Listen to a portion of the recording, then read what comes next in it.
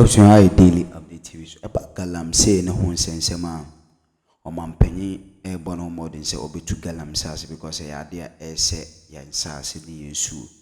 Na ni nyina nse o man penny and omiti CSOs and paying for our befaso a combat illegal mining. Go illegal mining idea say o mine ye pa. Na o man penny share na just an internet and intri form kitanim de fa galamsey illegal mine na make sure be combat illegal mining na make sure say there will be a responsible mining na eno na mudi nkomo wie na attorney general ebeche Mike no no kase o cheche nsem no say Dockets are ready Monday eye Wontumi ayi for mumra mepimu akra nkotie hawa o scenario Wontumi asem no na emeto ankomo no so abusua stay tuned, stay connected.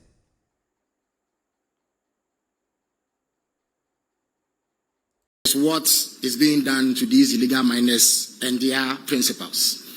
To help us navigate that, I wish to invite another Dominic, this time the Attorney General and Minister for Justice, Dr. Dominic Akwetinga Ayini, to take us through the legal steps that have been put in place to make the fight even more robust. Thank you very much. Good afternoon, Mr. President, and good afternoon, my fellow Ghanaians. In terms of the legal steps, the Minister for Lands and Natural Resources has underscored the fact that legal and regulatory reform is at the heart of what we are doing in order to change the narrative about illegal mining. So one of the things we have done is to review the Minerals and Mining Act, and I have advised the Minister for Lands and Natural Resources that the current state of the law is such that licenses and leases can be granted over the whole territory of the Republic of Ghana. That includes forests, that includes the territorial waters and the exclusive economic zone. So the first thing to do is for us to streamline the Minerals and Mining Act. And for instance, in respect of mining in forest reserves, we will put a provision in the statute, in the bill, when enacted, that will prohibit mining in forest reserves completely.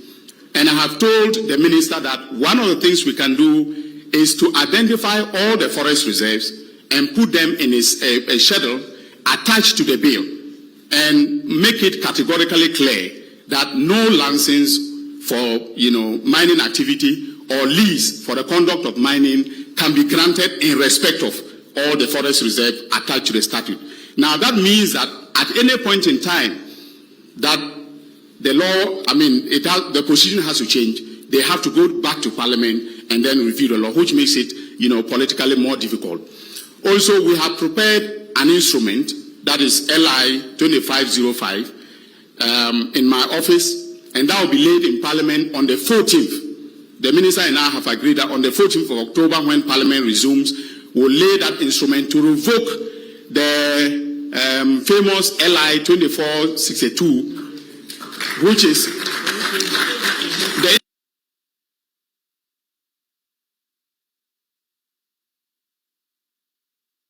over the whole territory of the Republic of Ghana. That includes forests, that includes the territorial waters and the exclusive economic zone. So the first thing to do is for us to streamline the Minerals and Mining Act. And for instance, in respect of mining in forest reserves, we will put a provision in the statute, in the bill, when enacted, that will prohibit mining in forest reserves completely.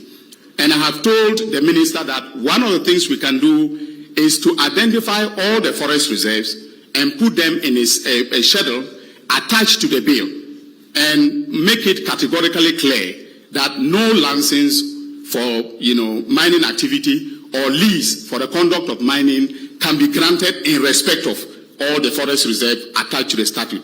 Now that means that at any point in time that the law, the position has to change, they have to go back to Parliament and then review the law, which makes it politically more difficult. Also, we have prepared an instrument that is LI 2505 in my office, and that will be laid in Parliament on the 14th. the minister and I have agreed that on the 14th of October, when Parliament resumes, we'll lay that instrument to revoke the famous LI 2462, which is the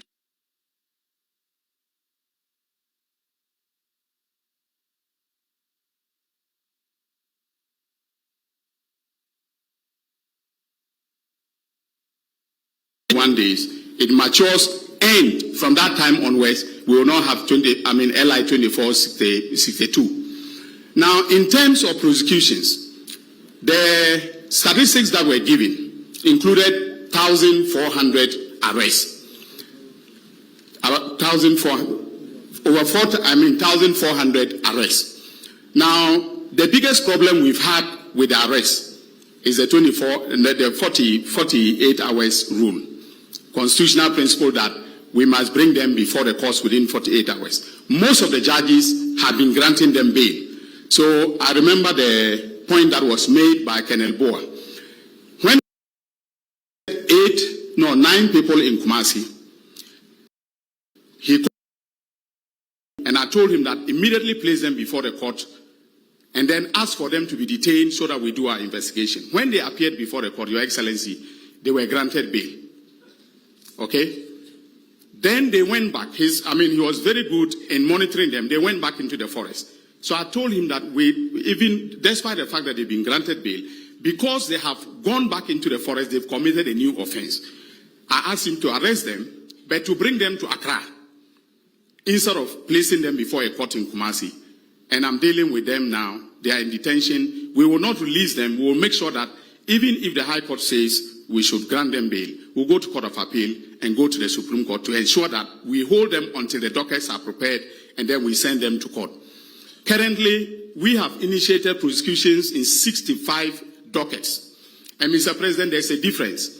When we say 65 dockets, it is not 65 individual persons who are being prosecuted. Some of them are more than 10. In fact, there is one case in the Western North. There are 28 minors that are involved in that prosecution. So the 65 dockets, by my calculation, contains about 600 persons that are illegal minors that are being prosecuted.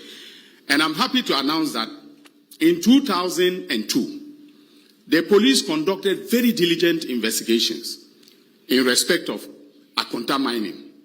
But the docket was hidden until we came to power. In fact, when we came to power and I started the investigation with the the Lands and Natural Resources Minister and the Forestry Commission, we were finding it difficult to get information. Subsequently, the police themselves owned up and presented the docket to my office 2 months ago. So as we speak, the charges against Chairman Wontumi, Akonta Mining, and 5 others have been signed as I speak. Currently, we are waiting for him to be read his right to remain silent, etc. Before we've asked that he should be brought from, Kumasi. His lawyers asked that he should be brought on Tuesday, but I'm insisting that he should be here on Monday. If he doesn't come on Monday, I'm going to arrest so that he'll be brought to Accra.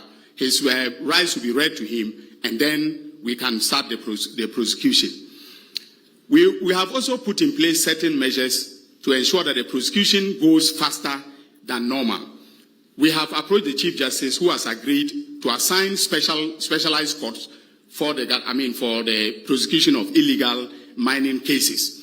And I have laid before Cabinet on Tuesday. Cabinet will meet and approve the Public Tribunal's bill, which will go to Parliament on a certificate of agency.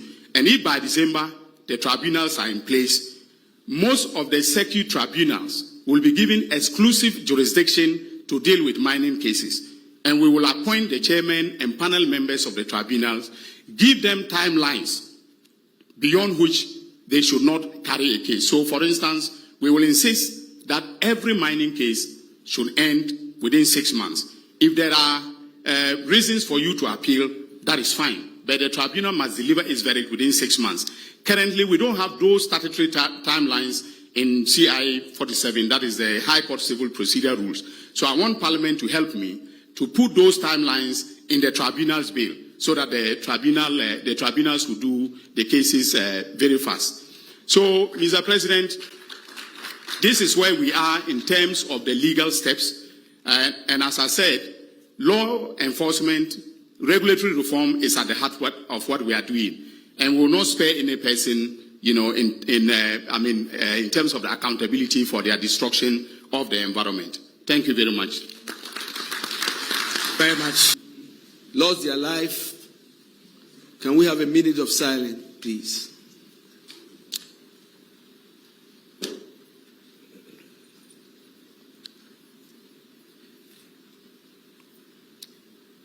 May the life of our departed colleagues and may their souls rest in perfect peace. Amen. We have, thanks to the President, we established a responsible small-scale mining program. So far, we've identified a lot of areas working with large-scale mining companies as a team to make sure we transfer their best practices to these communities, create a win-win partnerships for them. A lot of mining companies are now on board. We've begun that process, and what we are doing is to make sure that everybody who wants to engage in mining, we've created a legal pathway for them. We have also created the audit that we are talking about, all those areas that are good, that are not going to destroy water bodies, and our forests will be allocated to the responsible corporate mining program to make sure that we train people, we give them all the tools they need so that they can mine responsibly and sustainably. And so the fight against illegal mining, ladies and gentlemen, as you can see, anytime you talk about where we have been, think about the debt where we started. Within 9 months, these are the steps we've taken. But as I said, it is not a sprint, it's a marathon. What gives me hope and what we are looking at is that we believe that by next year, we'll review completely our laws and our policies. We believe that we are going to continue this fight and make sure that we start seeing marked improvement, not only in our forests, but our water bodies. Our reclamation program is very expensive. I take the opportunity to call on all Ghanaians, especially corporate Ghana, to come to support in this effort. Think about 7,500 football fields in the forest that we have to reclaim. Billions of Ghana cedis. And so we will continue this fight. We will continue with the COMSDEP program and all the other alternatives to empower our young people to move away. We are working closely to make sure we improve our turbidity levels, as has been said. But the data is very clear. We are on a forward march. Are we where we want to be? No. Have we been making progress? Yes. I'm confident we are on the right path.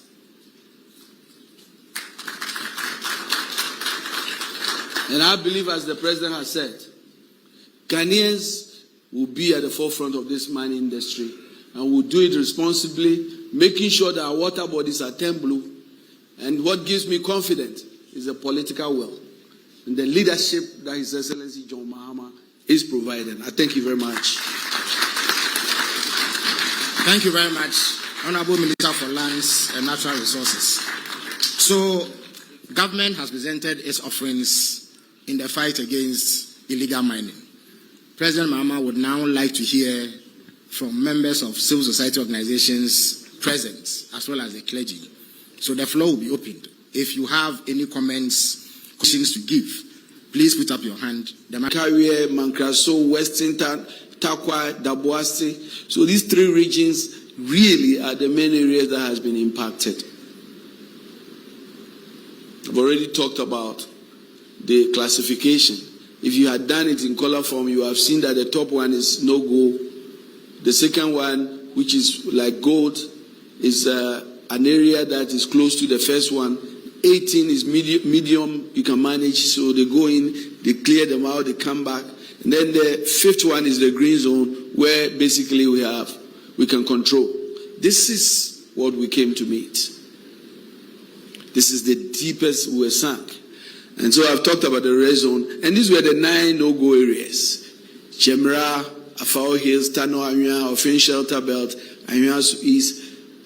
Just 2 weeks ago, if you saw that National Anti-Illegal Mining had gone back to the shelter belt, it meant that the same talks are trying to take it back from us. We were immediate, we were swift, we were brutal. This is the extent of focus.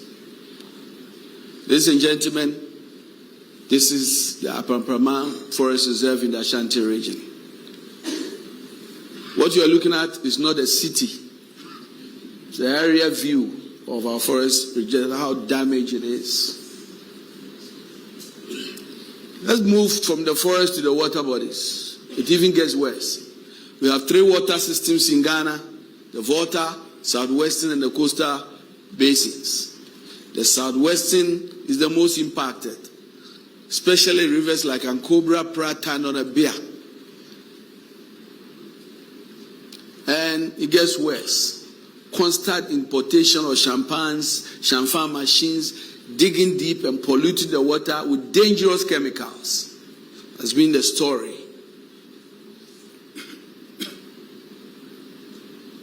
And the implications were serious. The turbidity levels that were supposed to be 0 to 500 had moved from 5,000 to 12,000. Impossible for water companies to treat water. And so if you hear the stories of Ghana Water Company shutting down, you know, it started in Takwa. And so when you are in Winneba, you think Takwa was too far. Well, he got into Takwa, he's got into the eastern region, and he's probably coming to you.